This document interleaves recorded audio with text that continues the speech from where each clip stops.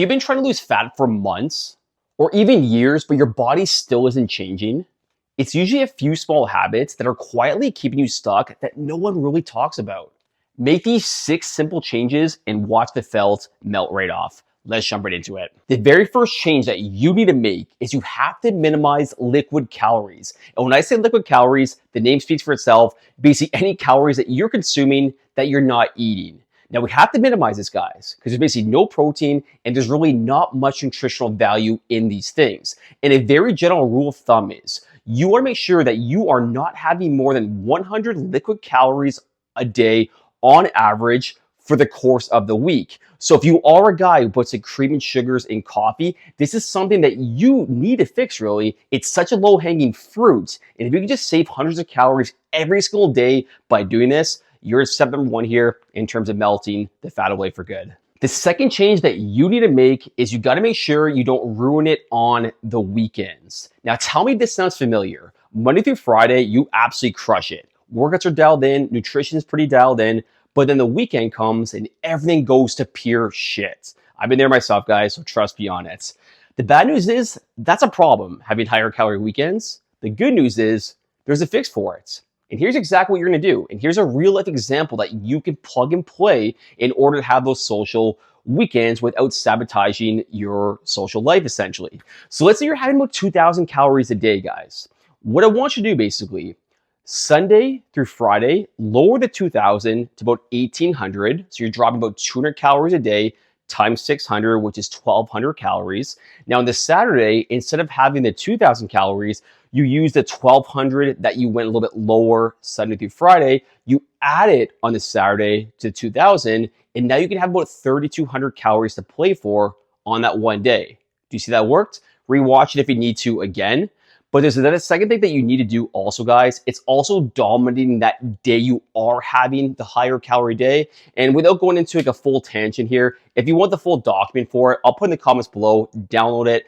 And this will be a surefire way to make sure you melt the fat off without giving up your social weekends, especially with the summer coming up. The third simple change that you need to make is you have to increase your daily step count. Now, most guys just simply don't walk enough. And when I see some of my clients' numbers for step count, like I see sometimes 3,000, 4,000, 5,000, very low step count, right? And the problem with that is, obviously, we don't burn as many calories when it comes to the daily movement part. But on the other end, since we're burning lower, we have to consume lower calories. So you basically have to be perfect with your nutrition if your step count isn't dialed in. So here's the fix for you. If you are at a low step count right now, it's very unrealistic to say, hey, I want you to walk 15,000 steps per day. Because, you're listening to this, you tell me to piss off, basically, right? So here's what I want you to do.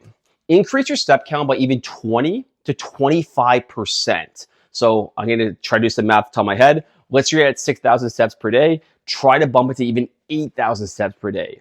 Have your number, guys, increase by 20 to 25%. You'll see the changes made and dropped. And I'll link a full video right here, and you'll see what actually a high step count number did for me. And it's actually eye-opening. So at the end of the video, go back and watch it.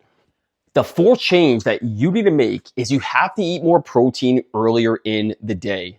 Now, most guys actually struggle more with getting their protein numbers higher compared to their calories lower on average. So if this is an issue for you, what I'm going to tell you right now, it's going to be an absolute game changer for you. So first off, you might be thinking, like, how much protein should I be having a day? Very general rule of thumb is take your body weight in pounds and times it by about 0.8. So if you weigh about 200 pounds times 0.8, 160 grams roughly a day. If it's about 150, not the end of the world. You get away with that. Now that we know that number, here's what I want you to do, guys, in order to get that number a lot more efficiently. Try to tackle about 100 grams of protein after your lunch or by 12:30, in the afternoon at the absolute latest. Now you might be thinking, like, okay, that's impossible. There's no way I can do that. Believe me, guys, I have it every single day, about 100 grams right after my lunch. It's very doable. High protein breakfast, high protein lunch, chocolate milk mixed with protein powder, very high protein also. Those 3 things alone get me over 100 grams. And if you do want more recipes for it, Just comment protein recipes. I'll send it your way and you can download 40 of them for absolutely free and just plug and play these meals that fit your lifestyle. The fifth change that you need to make is you have to stop eating healthy foods mindlessly. Now, I hear this all the time. I'm eating healthier, but I'm just not losing fat. The issue with that is saying I'm eating healthier, but I'm not losing fat is basically the same thing as saying I think I'm spending less money, but I'm still poor. At the end of the day, guys, both are a guess. And if you're eating healthier foods, you still have absolutely no idea how many calories you're taking in if you're not tracking. And healthy is very subjective. For example, if you're eating a lot of like avocados, peanut butters, oils, you name it, some of those higher calorie foods, you might think they're healthy, which they have benefits, but the calories actually shoot right up and the protein's actually pretty low to moderate. So the fix for you guys, if you're eating healthy, we want to make sure it's not subjective. We want to quantify it. So track your calories, track your protein, even for a couple weeks, and you'll be amazed about how many calories you're actually taking in. Because I guarantee if you're dialing your calories correctly, you're not just randomly eating healthy foods with really no set system, then you're not going to see the results that you want. So make that change, guys. Track protein, track calories, make it objective opposed to subjective, and you'll see the fat melt away. The sixth change that you need to make, and this is probably the most important thing, is you got to stop trying to be perfect. Now, let me give you a scenario, and I want you to say, who do you think wins in this scenario? Guy number A, it's a long distance race, let's say 5 to 10 kilometers.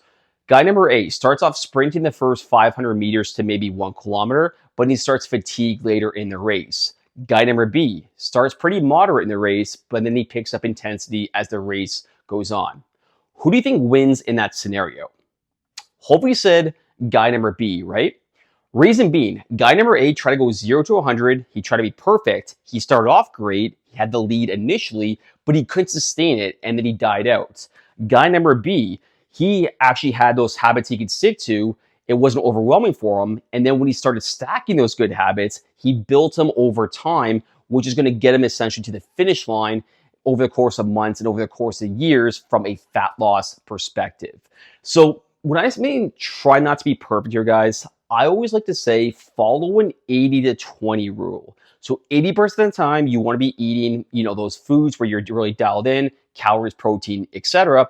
And the other 20%, that's where you can actually have some of those foods that you enjoy. Like for myself, again, I've been very open on this channel. If you've seen me before, this is where I have my pizza, my whiskey in the weekend, especially when watching Bills football. So there is a little room for that because obviously, guys, we're human. We're not robots. And if you're trying to be perfect, you're going to crash out and it's unsustainable.